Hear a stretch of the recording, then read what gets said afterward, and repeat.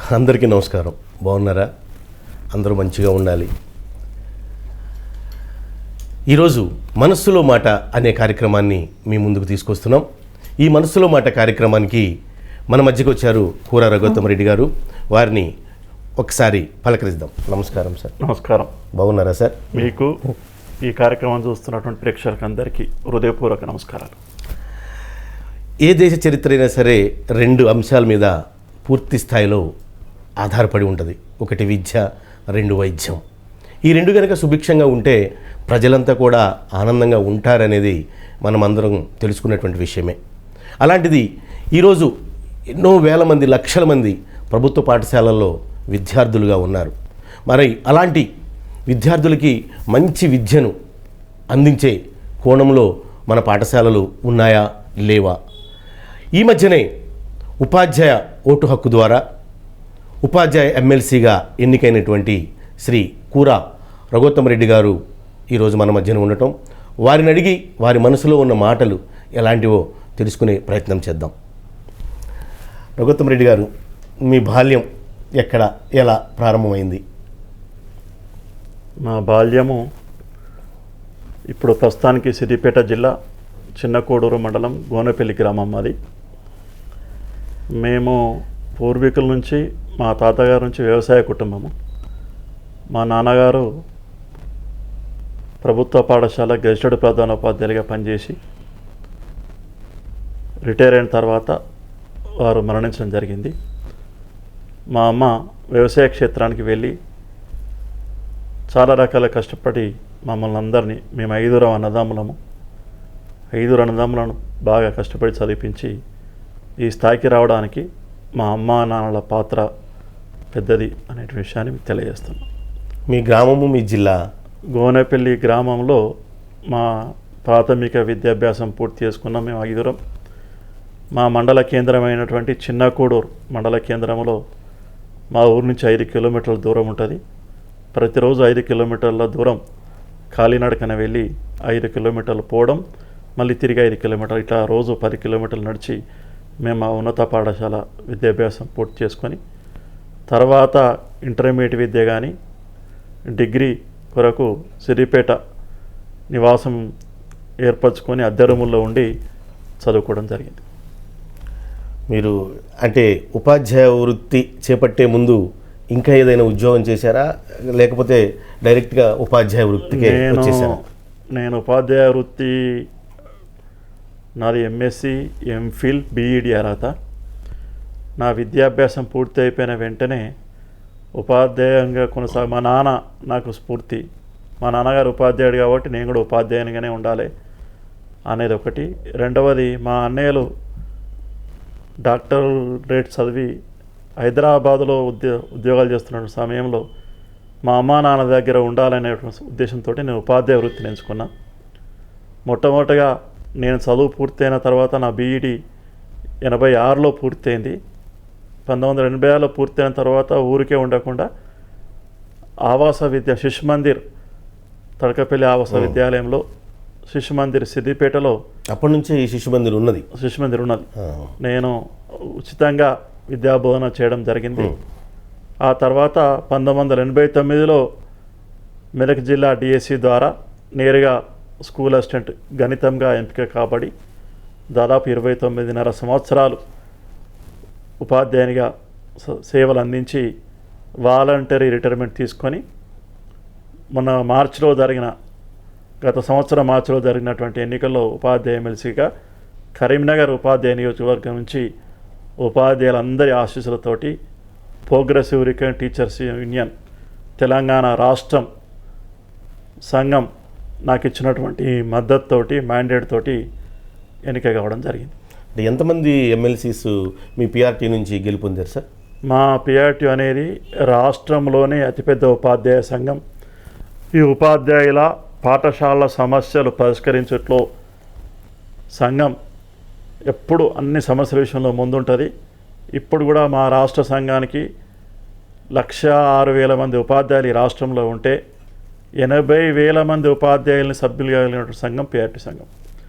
ఈ ఉపాధ్యాయ శాసన మండలి వ్యవస్థ వచ్చినప్పటి నుంచి ఈ మధ్యకాలంలో రద్దయి మళ్ళీ పునరుద్ధరించబడ్డప్పటి నుంచి మాకు ప్రతిసారి 3 ఉపాధ్యాయ శాసన మండలి స్థానాలు ఉంటాయి.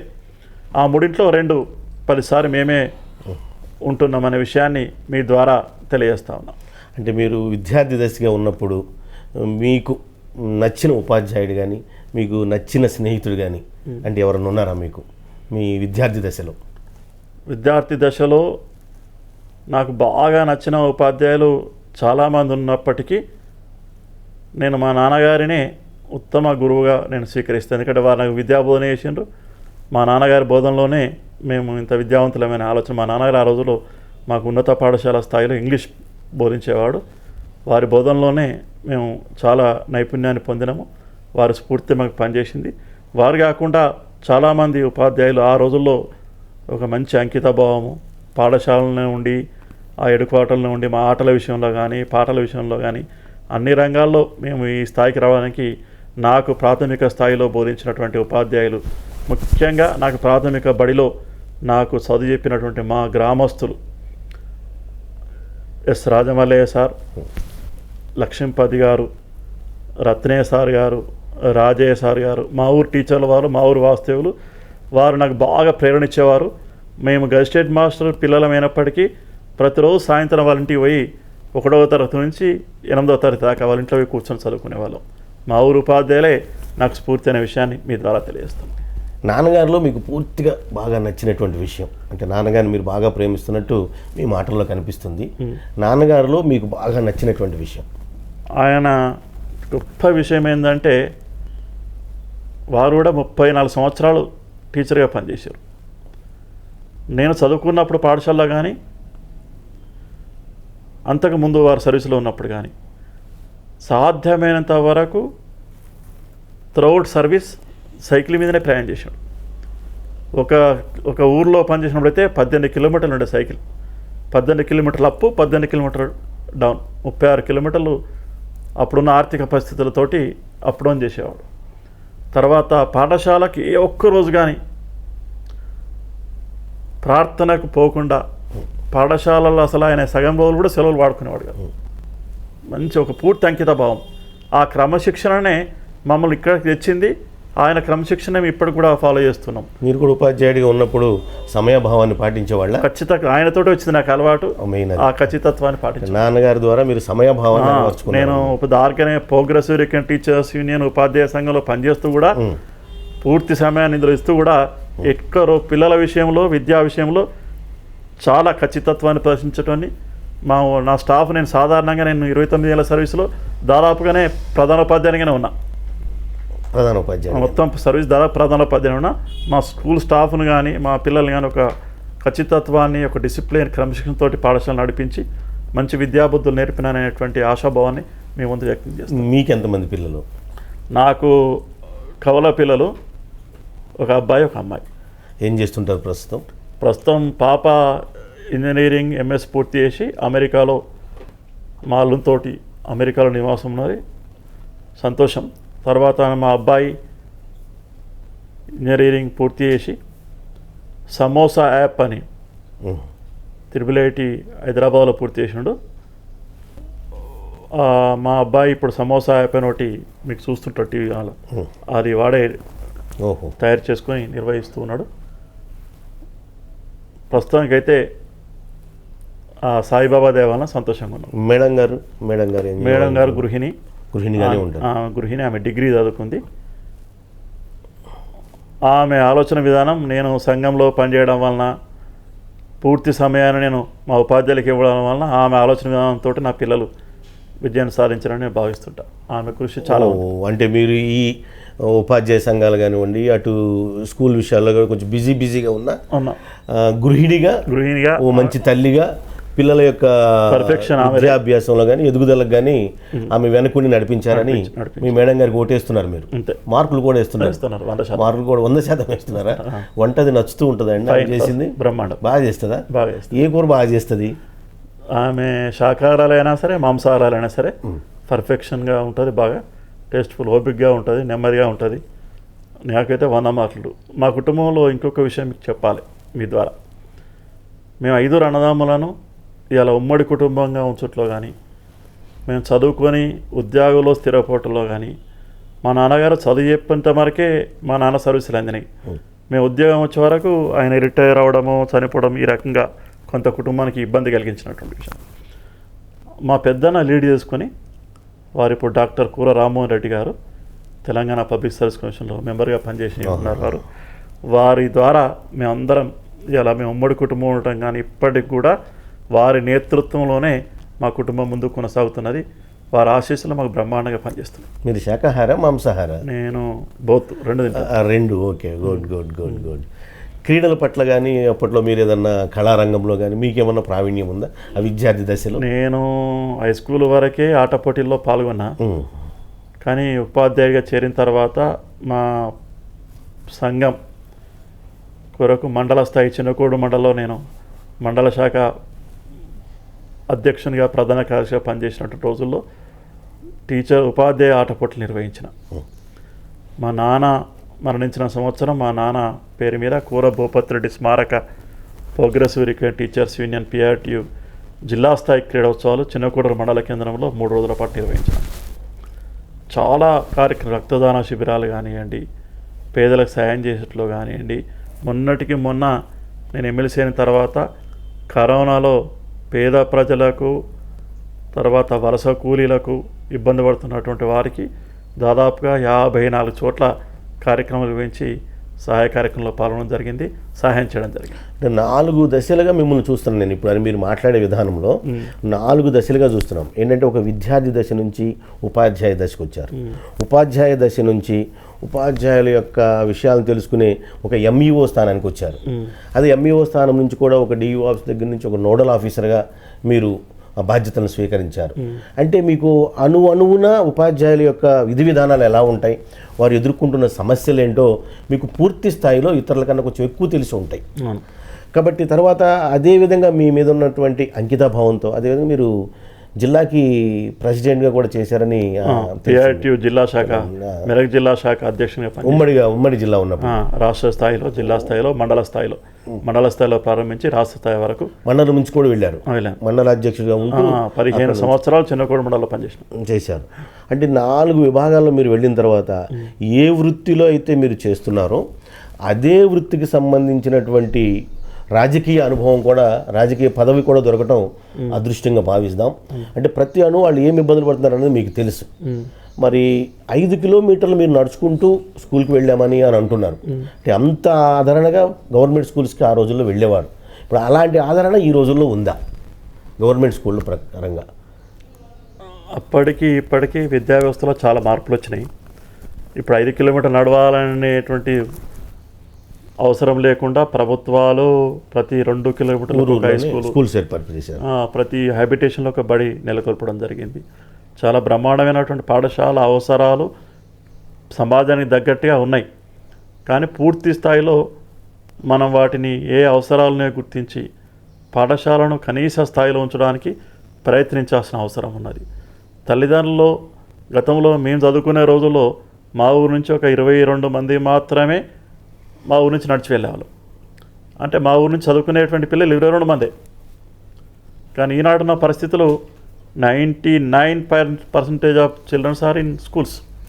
ప్రతి ఒక్కరు పిల్లవాడు చదువుతున్నాడు, ప్రతి ఒక్కరికి అవేర్నెస్ వచ్చింది, అది మంచి పరిణామమే. కానీ ఇంకా ఇంత అభివృద్ధి చెందిన 30-40% కుటుంబాలు చదువుకు ఇంకా మొదటి తరం ఉద్యోగం లేకుండా, కనీసం చదువుతోటి బాగుపడ్డ కుటుంబాలు ఇంకా 30-40% ఏవైతే ఉన్నాయో అవి బాగుపడాలంటే అందరికీ పూర్తి స్థాయిలో విద్య అందినప్పుడే సమాజం అభివృద్ధి చెందుతుందనేటువంటి మాట గౌరవ పెద్దలు మన రాజ్యాంగ నిర్మాత అంబేద్కర్ గారు ఏం చెప్పారో అది మనం అందించగలిగితే ఈ సంక్షేమ పథకాలు అవసరం లేకుండా ప్రతి కుటుంబం సంతోషంగా ఆరోగ్యంగా అంటే మామూలుగా ఇప్పుడు మనం ఏమంటున్నారంటే అంతా ఇప్పుడు మన పెద్దవాళ్ళని చూసినా ఎవరు నాయకులను చూసినా అందరూ కూడా ప్రభుత్వ పాఠశాలలో చదివచ్చిన వాళ్ళే మనం గత జనరేషన్ చూసాం. పెద్ద పెద్ద IASలు కావచ్చు, IPSలు కావచ్చు, రాజ్యాధినేతలు కావచ్చు, రాజకీయ ప్రముఖులు కావచ్చు. అంత అంగరంగ వైభవంగా ఎలిగినటువంటి ప్రైవేటు పాఠశాలలు వైపు ప్రభుత్వ పాఠశాల నుంచి ఈరోజు ప్రైవేటు పాఠశాలలకి విద్యార్థులు వెళ్ళిపోతున్నారు. అంటే ఈ లోపం అనేది ఎక్కడ జరుగుతుంది, ఎట్లా జరుగుతుంది? మరి నిష్ణానితులైనటువంటి ఉపాధ్యాయులు మనకి గవర్నమెంట్ పాఠశాలలో లభిస్తారు. అదే ప్రైవేట్ పాఠశాలల్లో చిన్న చిన్న తరగతులు చదివి వాళ్ళు కష్టం కోసం, ఒక జీవనోపాధి కోసం చేసుకుంటూ ఉన్నటువంటి ప్రైవేట్ పాఠశాలల వైపు పిల్లలు మొగ్గు చూపడానికి గల కారణాలు ఏంటి? దాన్ని మనం లోతుగా అనాలిసిస్ చేసుకోవాల్సిన అవసరం ఉన్నది. ముందుగా ప్రభుత్వాలు ఈ ప్రైవేట్ వ్యవస్థను ప్రోత్సహించడం తగ్గించాలి. ప్రభుత్వ పాఠశాలలో మీరు అన్నట్టుగా మంచి నిష్ణాతులై బాగా చదువుకొని సమాజం పట్ల అవగాహనటువంటి బీఎడ్ పూర్తి చేసిన వాళ్ళే ఉపాధ్యాయులుగా వస్తారు. ఈ ఉద్యోగాలు రానోళ్ళు, ప్రభుత్వ పాఠశాల అవకాశం రానోళ్ళు, ప్రభుత్వ ఉద్యోగాలు రానోళ్ళే ప్రైవేట్ జీవన వృత్తి కొరకు ఏదో ఒక దుకాణం తెరిచినట్టుగా పాఠశాలను ప్రవేశపెడతారు. ఆ పాఠశాల వ్యవస్థ ఎట్లుంటుందంటే వాళ్ళ సమాజంలో తల్లిదండ్రులకు ఏమైపోయిందంటే ఒకటి ఇంగ్లీష్ మీడియం మీద క్రేజీ. మనం ముందుగా మేలుకొని మన ప్రభుత్వ పాఠశాల కూడా ఇంగ్లీష్ మీడియం పెడితే తప్పకుండా స్థాయిలో పెట్టారు అనుకుంటే కదా. లేదు, 6th నుంచి 10th వరకు ఇంగ్లీష్ మీడియం సక్సెస్ స్కూల్స్ అని కొన్ని స్కూల్స్ మండలానికి 1-2 స్కూల్ పెట్టినాము. మనం సక్సెస్ అవుతున్నాయా? దాని గురించి పెట్టడం వరకే జరిగింది, కానీ దాని గురించి ఫాలో అప్ కార్యక్రమం లేదు, టీచర్ ట్రైనింగ్స్ లేవు, ఇంగ్లీష్ మీడియం టీచర్ల నియామకాలు లేదు. ఆ రకంగా అవి అంతంత మాత్రమే కొనసాగుతున్నాయి. అయినా మా తెలుగు మీడియం టీచర్లు ఆ సక్సెస్ స్కూల్లో కూడా పేద పిల్లలకు సహాయం చేయాలనే ఒక సంకల్పంతో బ్రహ్మాండంగా పనిచేసి మంచి ఫలితాలు తీసుకొని వస్తున్నారు. ప్రతి సక్సెస్ స్కూల్ దాదాపుగా 6 సంవత్సరాల నుంచి 100% ఫలితాలతో వస్తుంది. ప్రైవేట్ పాఠశాల వైపు సమాజం ఎందుకు మొగ్గు చూపుతుంది? ఇంత ప్రభుత్వ పాఠశాలలు ఉండగా, మంచి నిష్ణాతులైన ఉపాధ్యాయులు ఉండగా, నాణ్యమైన విద్య అందించంగా అంటే తల్లిదండ్రులకు కూడా ఒక స్టేటస్గా మారిపోయింది. మా బాబు ప్రైవేట్ స్కూల్లో చదువుతున్నాడు, మా ఊరు నుంచి రోజు బస్సులో ఎక్కి బూట్లు వేసుకొని టై వేసుకొని టిప్ టాక్ తయారై మంచిగా స్కూల్ బ్యాగ్ వేసుకొని పోతున్నది అనే ఒక స్టేటస్.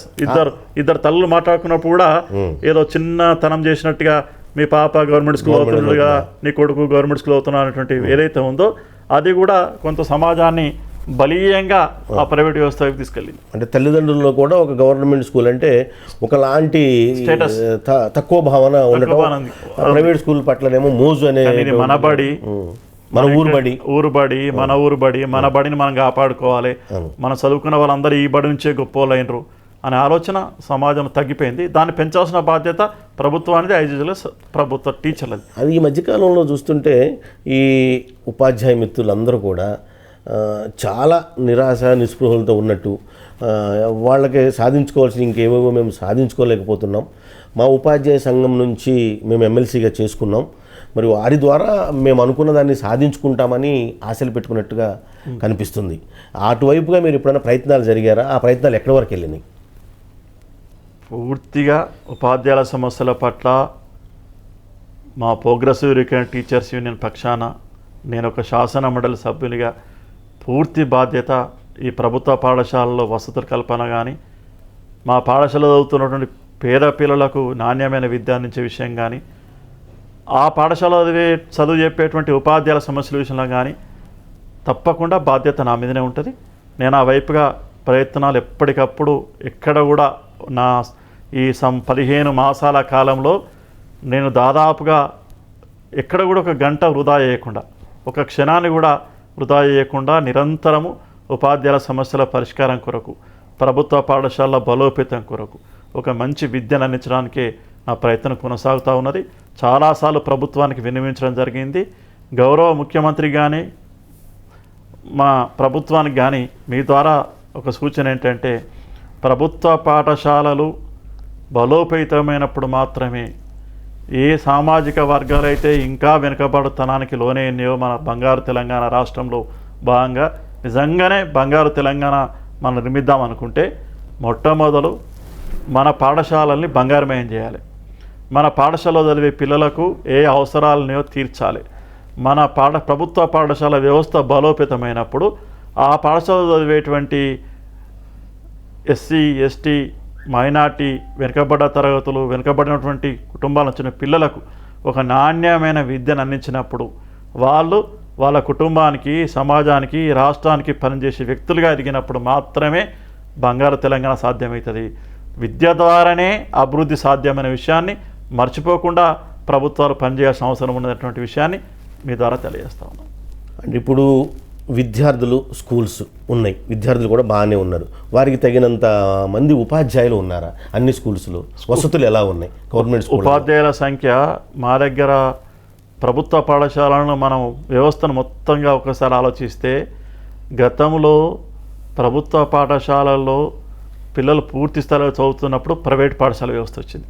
ప్రైవేట్ పాఠశాల వైపుకు పిల్లల సంఖ్య తగ్గుతూ పోతూ వాళ్ళకి పెరుగుతూ వచ్చింది.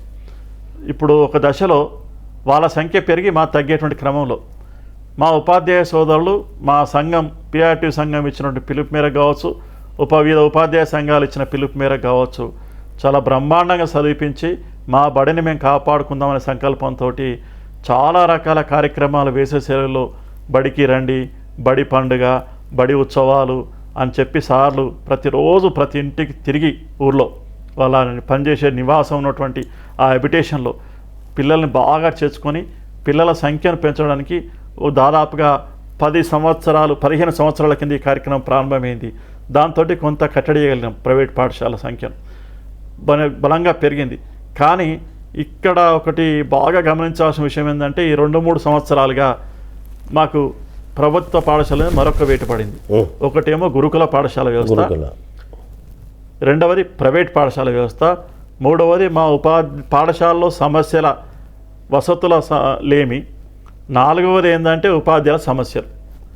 ఎందుకంటే ఒక టీచరు ఒక ఎడ్జిటీగా నియామకం అయితే ఎడ్జిటీగానే రిటైర్ అయ్యేటువంటి పరిస్థితులు ఏర్పడుతున్నాయి. వేరే డిపార్ట్మెంట్లో ఒక టైపిస్ట్గా జాయిన్ అయినవాడు ఎంఆర్ఓ ఆర్డీఓ దాకా పోతాడు. మా దగ్గరేమో అదే కేడర్లో రిటైర్ అవ్వడం అనేది పదోన్నతి లేకపోవడం వలన బాగా నిరాశ నిస్పృహలు పోయినాయి ఈ మధ్య. దాంతో ఈ పాఠశాలల మీద దాని ప్రభావం పడుతుందేమో భయం ఒక శాసనమండలి సభ్యులుగా నన్ను బాగా వేధిస్తున్నది. ఎందుకంటే సమస్యలు లేనప్పుడు మనం సార్ను కరెక్ట్గా పని చేయించమని గట్టిగా అడిగే అవకాశం ఉంటుంది, ఆ అవకాశం లేకుండా పోతుంది. దీనికి తోడు అన్ని పోస్టులు పర్యవేక్షణాధికారుల పోస్టులు మొత్తానికి టోటల్గా 100% ఖాళీగా ఉన్నాయి. రాష్ట్రంలో దాదాపు 98-99% అధికారుల పోస్టులు, మానిటరింగ్ చేసే ఆఫీసర్ల పోస్టులు అన్ని ఖాళీగా ఉండటం వలన పూర్తి ఫలితాలను మనం సాధించకపోతున్నాము. పూర్తి స్థాయిలో పిల్లలకు నాణ్యతమైన విద్య అందించాలంటే అన్ని పోస్టులకు సంబంధించిన ప్రమోషన్లు ఇవ్వాలి, ఎప్పటికప్పుడు ఖాళీలు భర్తీ చేయాలి. విద్యా వాలంటీర్ల వ్యవస్థను నమ్ముకుంటున్నాం. ఆ విద్యా వాలంటీర్ల వ్యవస్థ మనం పాఠశాలలో జూన్లో స్టార్ట్ అయితే పాఠశాల ప్రారంభమైన 2 నెలలకు వాళ్ళు వచ్చి మెల్లగా జాయిన్ అవుతుంటారు. ఎక్కడో వాళ్ళకు పెళ్ళిళ్ళైనా వెళ్ళిపోతుంటారు, వాళ్ళ ప్రెగ్నెన్సీ సెలవులు అయితే వెళ్ళిపోతుంటారు. మళ్ళీ ఆ ఖాళీలు అట్లే ఉంటాయి, మా రెగ్యులర్ పోస్ట్ టీచర్ల ఖాళీలు అట్లే ఉంటాయి. ఆ సబ్జెక్ట్ చెప్పి మా టీచర్ మేడమే ఉంది, మనకు డెలివరీ కోసం ప్రెగ్నెన్సీ అయితే ఒక లేట్ టీచర్ 6 నెలలు వేతనంతో కూడిన సెలవు ఇస్తాం. ఆ 6 నెలలు వేతనం కూడిన సెలవుల ఆ పోస్ట్ ఖాళీ ఉంటుంది. ఆ సబ్జెక్ట్ కథ ఆ విద్యా సంవత్సరానికి ఆ సబ్జెక్ట్ చెప్పే టీచర్ ఉంటాడు.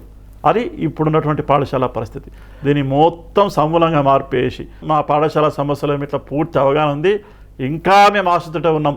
వారు ఎప్పుడన్నా దయదలించి ఆ భగవంతుడు వారికి మనసులో మా పాఠశాలల మీద మనసును కలిగించి పాఠశాల సమస్యల మీద ఒకరోజు రివ్యూ చేసి టీచర్లకు రావాల్సినటువంటి సమస్యల పరిష్కారంలో కానీ, టీచర్లకు సంబంధించిన పదోన్నతుల విషయంలో కానీ, అంతర్జిల్లా బదిలీల విషయంలో అయితేనేంటి కేజీబీ పాఠశాలను పెట్టుకున్నాం.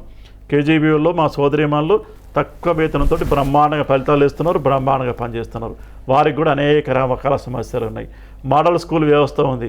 మోడల్ స్కూల్ వ్యవస్థలో బ్రహ్మాండంగా పనిచేస్తున్న ఉపాధ్యాయులనే 100% ఫలితాలు వస్తున్నాయి. వారి సర్వీస్ విషయంలో కానీ, సమస్యల విషయంలో కానీ, బదిలీ విషయంలో కానీ చాలా రకాల సమస్యలు ఉన్నాయి. జూనియర్ కాలేజ్ కాంట్రాక్ట్ లెక్చర్ వ్యవస్థ మీద నడుస్తుంది మొత్తం.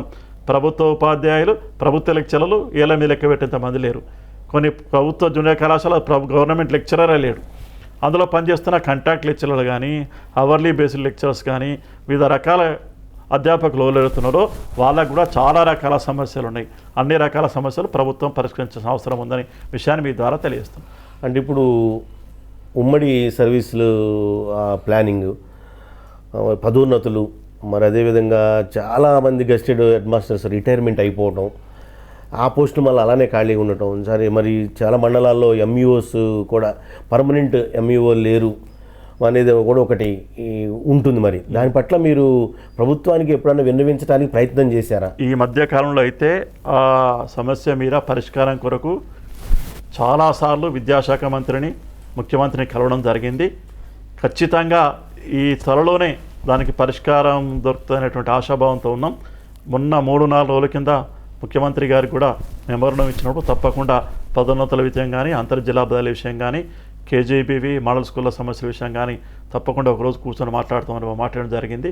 తప్పకుండా పదోన్నతులు వచ్చి ఖాళీ అవుతున్నటువంటి ఎంఈఓ పోస్టులు కానీ, గెజిటెడ్ మాస్టర్ పోస్టులు కానీ, ఇతరతర పోస్టులు కానీ, పండితులకు సంబంధించినటువంటి పెండింగ్లో ఉన్నటువంటి ప్రమోషన్ల విషయంలో కానీ అనేక రకాల సమస్యల మీద ముఖ్యమంత్రి గారు సానుకూలంగా స్పందించారు.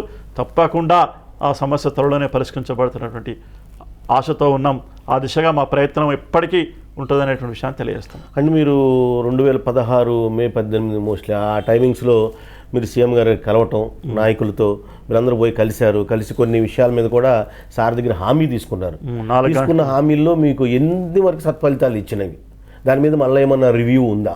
ఆ రివ్యూ కొరకే మేము మాటికి ముఖ్యమంత్రి గారికి వినతులు చేస్తూ ఉన్నాం. ఆ రోజు జరిగినటువంటి సమావేశంలో జరిగిన ఎజెండాలా ఇప్పటికి కూడా ఆ సమస్యలు అట్లాగే ఉండిపోయినాయి. ఆ సమస్యలు పరిష్కరించినట్లయితే పాఠశాల సమస్యలు, విద్యా సమస్యలు అన్నీ పరిష్కరించబడతాయి. ఆనాటి ఎజెండాలో ఏవైతే ఒప్పందాలు జరిగినాయో వాటిని పరిష్కరిస్తే చాలు, పాఠశాల సమస్యలు అన్నీ పరిష్కరించబడతాయి. అంటే అసలే మనము కొంచెం విద్యా వ్యవస్థలో కొద్దిగా ఇబ్బందులు ఎదుర్కొంటున్నాం అనే సమయంలో ఈ అనుకోని విపత్తు, ఈ కరోనా రావటం అనేది ఇది ఇంకా మెయిన్లీ ఉన్న అనేక వ్యవస్థల కన్నా విద్యా వ్యవస్థ మీద బాగా పడిందనేటటువంటిది తల్లిదండ్రుల నానుడి. అసలు స్కూల్స్ ఎప్పుడు ప్రారంభమవుతాయి, ప్రారంభమైతే ఎలా ఉంటుంది అనేది మరి అందరికీ సమస్యగానే ఉన్నది. అంటే ఎలా ఉంటుంది అసలు భవిష్యత్తు ప్రణాళిక ఎలా ఉంటుందని మీరు ఊహిస్తున్నారు? కరోనా అనేది ప్రపంచాన్ని వణికిస్తున్న పెద్ద మహమ్మారి. నిజంగా జీవితకాలం అనేది మనం తీసుకుంటే క్రీస్తు పూర్వము క్రీస్తు అన్నట్టు ఇది కరోనాకు ముందు, కరోనా తర్వాత అనే వ్యవస్థ ప్రారంభమైంది. ఇవాళ ఈ రోజున మనం మాట్లాడుకున్నటువంటి రోజు నాటికి దాదాపుగా రాష్ట్రంలో ఉండేటువంటి అన్ని డిపార్ట్మెంట్లు పని మొదలైంది. మా విద్యాశాఖ పనితీరు పాఠశాలలు తెరిస్తేనే విద్యాశాఖ పనిచేసినట్లు లెక్క.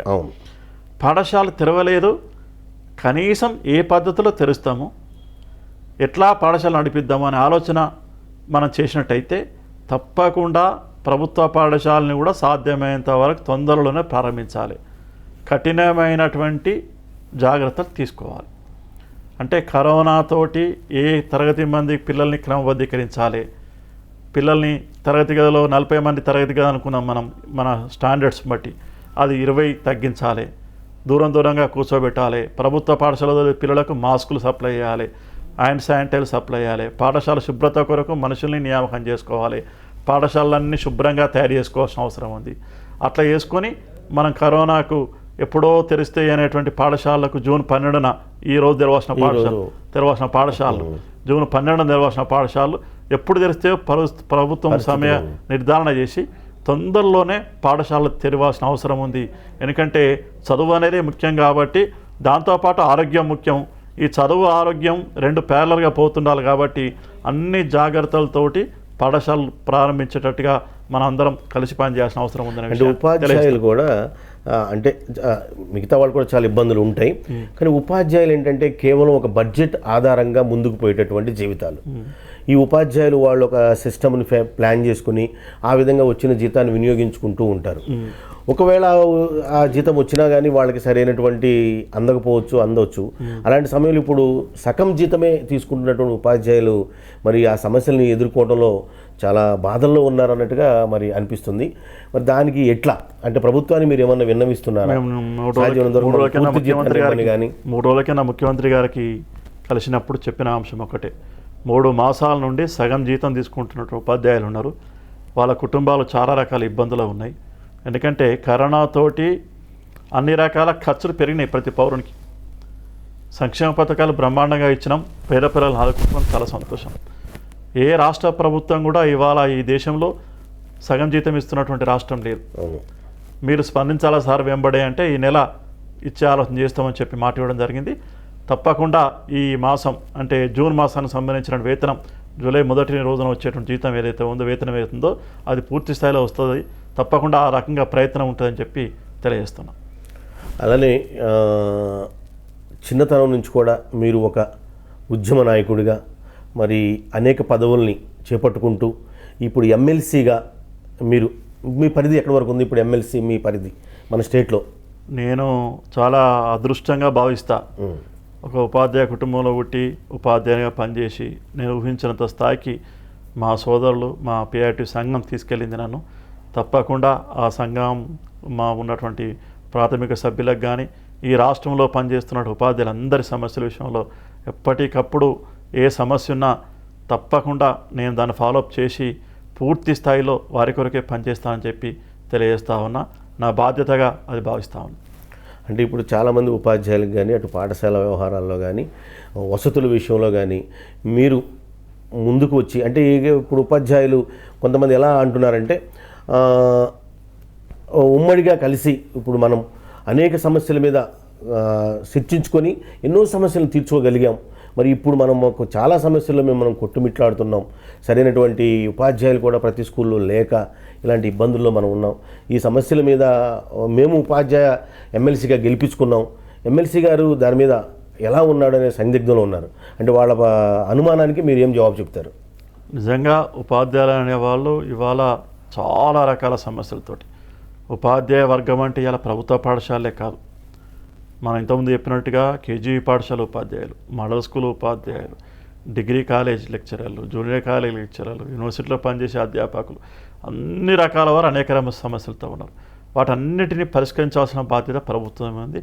ప్రభుత్వానికి మేము ఉపాధ్యాయ వర్గానికి ప్రభుత్వం మధ్యన వారధులం. మేము ఎమ్మెల్యే శాసన మండలి సభ్యులం.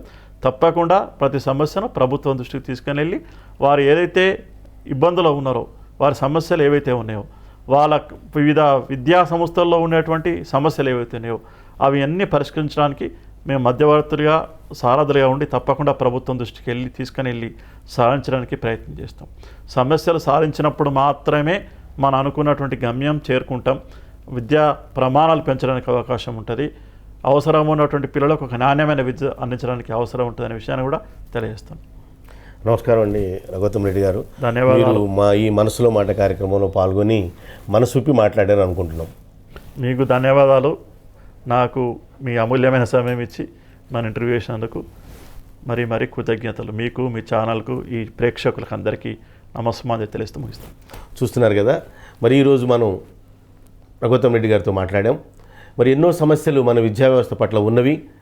మరి ఇవి ప్రభుత్వాలు కూడా స్పందించి మరి అతి విలువైనటువంటి ఈ విద్యా వ్యవస్థకి సరైన మార్గాన్ని చూపించవలసినటువంటి పరిస్థితులు ఏర్పడుతున్నాయి. కాబట్టి అతి తక్కువ కాలంలోనే ప్రభుత్వ అధికారులు, ముఖ్యమంత్రి గారు, మరి మన మంత్రులు గారు కలిసి దీన్ని ముందుకు తీసుకుపోవాలనేటువంటి ప్రయత్నం మరి వారి గొంతుతో విన్నాం మనం.